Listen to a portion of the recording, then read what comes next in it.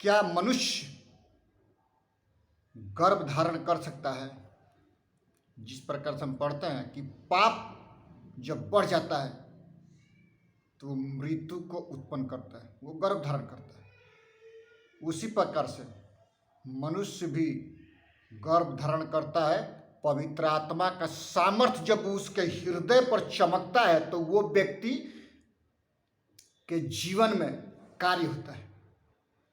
जब जिब्राइल स्वर्गदूत मरियम के पास जाता है और उसका अभिवादन करता है कि परमेश्वर का अनुग्रह, परमेश्वर का छाया, परमेश्वर की कृपा वो तुझ पर हुआ है, वो पवित्र आत्मा से परिपूर्ण होती है।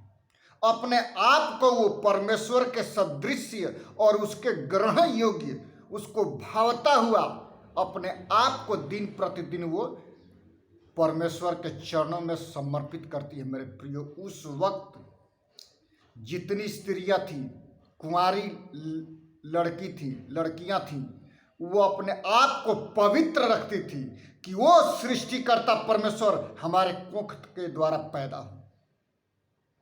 मेरे प्रियो, जब हम देखते हैं मत्ती पहला अध्याय और उसका 20 पद में, जब वो इन बातों के सोच ही में था तो प्रभु का स्वर्गदूत स्वप्न में दिखाई देकर के कहने लगा, हे यूसुफ दाऊद की संतान, तू अपनी पत्नी को अपने यहाँ ले आने से मत डर, क्योंकि जो उसके गर्भ में है वो पवित्र आत्मा की ओर से है, वो मनुष्य की ओर से नहीं है, वो पवित्र आत्मा के ओर से है।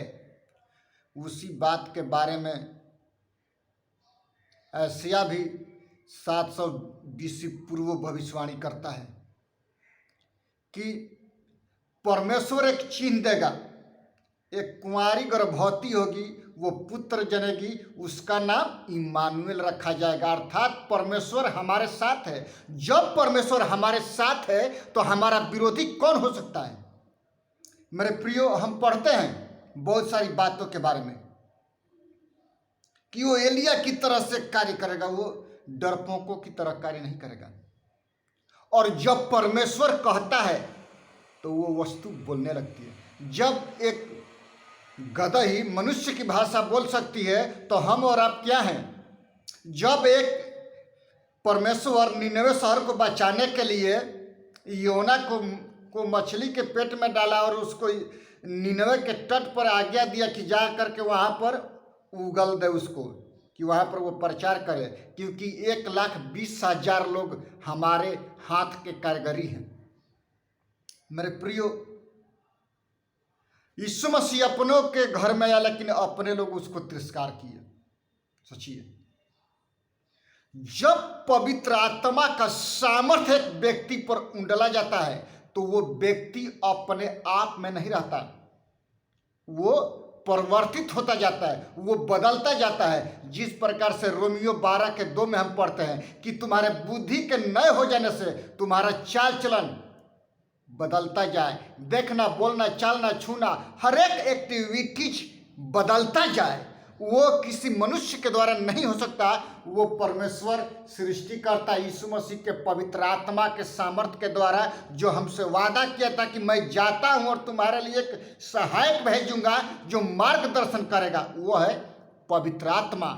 इसमें हम पढ़ते हैं मरियम के चरित्र के बारे में, एलिशबा के चरित्र के बारे में, सारा के चरित्र के बारे में, रिबका के चरित्र के बारे में हम पढ़ते हैं अच्छी तरह से कि वो लोग अपने आप को परमेश्वर के ग्रहण योग्य भावता हुआ करके दिन प्रतिदिन चढ़ाते थे। क्या हम उस तरह से करते हैं? ये जब यीशु मसीह पर इतनी सारी बातें हुई तो हम और आप क्या है? कुछ नहीं। जब सृष्टि के रचयिता को लोग क्रूस, कलवरी के क्रूस पर टांग दिया तो हम और आप क्या है? हम पढ़ते हैं कि मनुष्य का रूप धारण करना परमेश्वर के लिए फर्स्ट आज्ञा थी। वो उत्पत्ति 3:15 में हम पढ़ते हैं कि स्त्री के संतान तेरे सिर को कुचलेगा। सोचिए, परमेश्वर वहीं पर अपना बेटे को आने के लिए घोषणा कर दिए थे। जब इसराइल कम चली मिस्र से, तो आगे बादल का खंभा, रात में अग्नि का खंभा, ये कौन था? यीशु मसीह था। यहोवा के दूत करके दर्शाया गया है मेरे प्रियो। जब हम प्रार्थना करते हैं तो बड़ी बड़ी बातों का और पवित्र आत्मा का सामर्थ्य का आभास करते हैं, और उसके सामर्थ्य से हम परिवर्तित होते हैं और हमारा जीवन बदल जाता है। चाहे बेशक आप किसी भी तंगी में हो, किसी भी मुसीबत में है, कोई बात नहीं, क्योंकि आपके प्राण को देने वाला यीशु मसीह जीवित, पवित्र और आपके जीवन में हमेशा आपके साथ है। मरने के बाद भी आपको स्वर्ग में लेके जाएगा। वो परमेश्वर की हम उपासना करते हैं मेरे प्रियो। हम आम आदमी की उपासना आराधना नहीं करते हैं, हम जीवते परमेश्वर की आराधना करते हैं। उसके हाथ में पड़ना भयानक बात होती है मेरे प्रियो। जब हम इन वचनों को अध्ययन कर रहे थे तो हमने यही पाया कि अपने चरित्र को स्वच्छ रखना है, पवित्र रखना है। एक जब पवित्र व्यक्ति, यीशु मसीह क्या बोलता है? पहला पतरस 1:16 में, क्योंकि मैं पवित्र हूं तुम पवित्र बनो। 15 में बोलता है कि पर जैसा तुम्हारा बुलाने वाला यीशु मसीह पवित्र है, तुम भी अपने सारे चाल चलन में पवित्र बनो, क्योंकि मैं पवित्र हूं तुम पवित्र बनो। पवित्र व्यक्ति पवित्र परमेश्वर के साथ संगति कर सकता है। जो परमेश्वर अपने स्वरूप में, अपने समानता में बनाया है, हम उस परमेश्वर के बेटे और बेटियां हैं। हमको क्यों बनाया? अपनी आराधना और प्रार्थना करने के लिए। कब?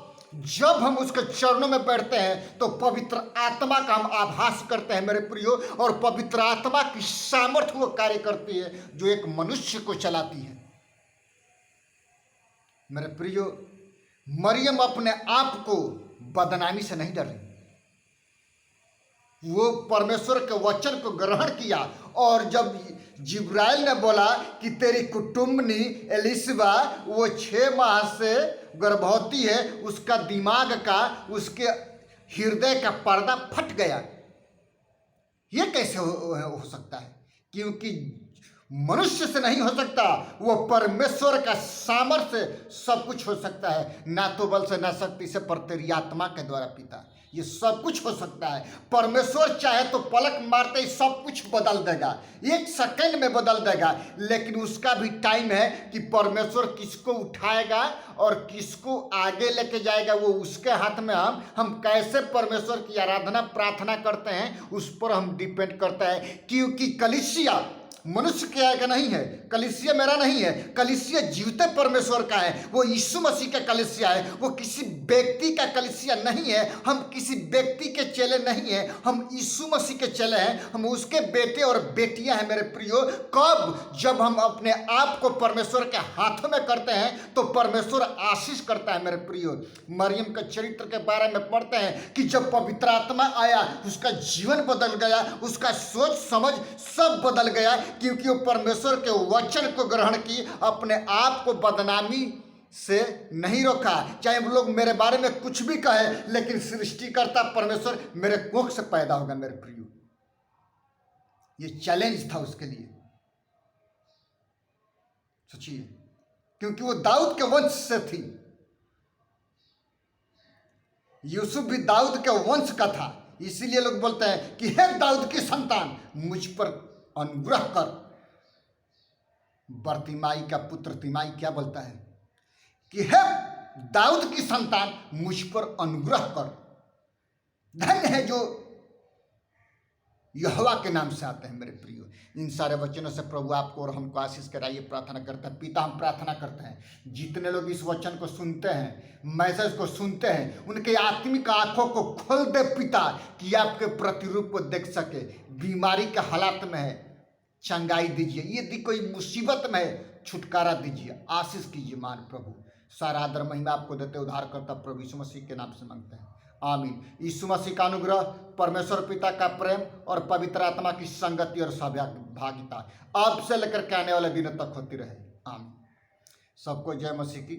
प्रभु आप सबको आशीष करें।